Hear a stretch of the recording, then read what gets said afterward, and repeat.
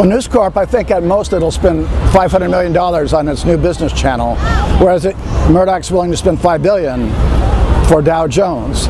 So they're a little bit different. Of course, he would like to use the resources of Dow Jones for his business channel. But of course, CNBC has that agreement till 2012, where a content agreement that it can use Wall Street Journal material in the U.S. for its news network.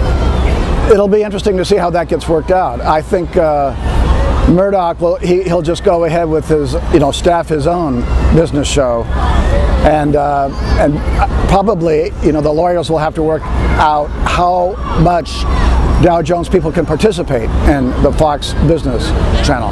I think TV is a fairly inefficient medium to put business information out there, but in certain cases it works really well. For example, you can get the Fed chairman, the most recent pronouncement can go worldwide quickly. But as for analysis and things of that nature, I don't think it works that well. But it's also sort of good sport, though. These business people, they're celebrities in the same way that movie stars are, and people sort of just get interested in their lives.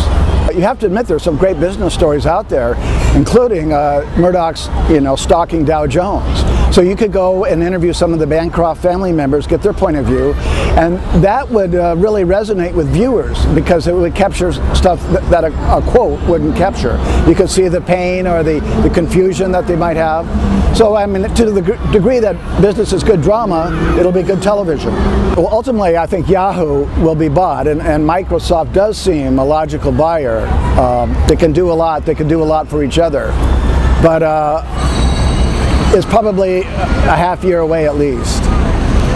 What are their strengths and their weaknesses now, do you think? Well, they have that new advertising system that's sort of Google-like, and it's just gaining traction, I believe.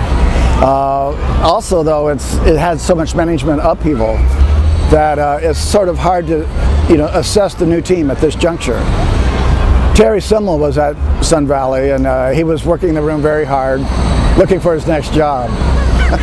How'd that go, do you think? Well, or how was he received? Or I think these moguls, they all have a mutual respect for one another, and they know how volatile their industry is, and you may be down one day and come back. I mean, remember Semel was kicked out of Warner Movies before he became the chairman of Yahoo.